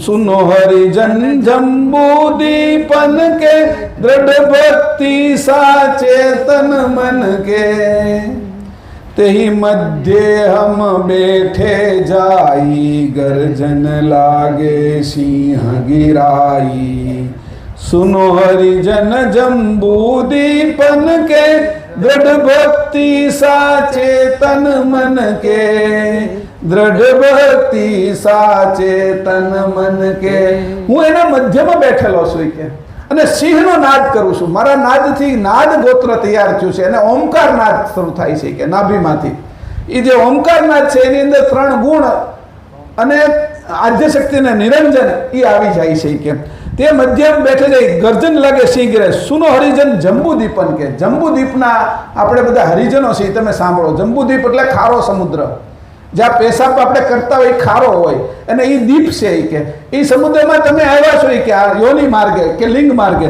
એના જે જનો છે એ સાંભળો કે આ જંબુદીપ ક્યાં આવ્યો શરીરમાં એની વાત કરે છે દ્રઢ ભક્તિ જેની સાચી દ્રઢ ભક્તિ છે એ મારી વાત સમજી શકશે નકર આ વાત સમજશે નહીં એનું ઊંધું લેશે કે દ્રઢ ભક્તિ સાચી મારા પ્રત્યે છે એ જ એને પોતાના સ્વરૂપને જાણી શકશે આમાંથી પોતાનું સ્વરૂપ અને આ શરીરમાંથી અલગ કરવાનું છે એની રીત બતાવવા માટે કેવી રીતે આ શરીર બંધાણું છે એમાં તું કેમ આવ્યો છો એની વાત હું કરી રહ્યો છું જો તું આ વાત સમજી જાય તો આપણું આ વિજ્ઞાનનું જે 2 દિવસનું શિબિર છે એ તારા માટે ઉત્તમ થઈ જશે કેટલાય કરોડો અબજો જન્મથી તું જો નથી છૂટો પડ્યો એ અંશ હવે તું છૂટો પડી જાય તને જેમ ફૂલમાંથી મધમાખી મધ બહાર કાઢે છે ઘીમાંથી દૂધમાંથી ઘી બહાર કાઢે છે અને જાણકાર વ્યક્તિ જે શ્રીફળમાંથી તેલ બહાર કાઢે છે એમ જ હું તને આ શરીરમાંથી બહાર કાઢી લઈશ અંશને કહે છે આ બધું જો તું સમજી જાય તો અંશે થવાનો તને માર્ગ મોકળો કરી દઈશ કે તું જેમ બન્યો છો આ શરીર તેમ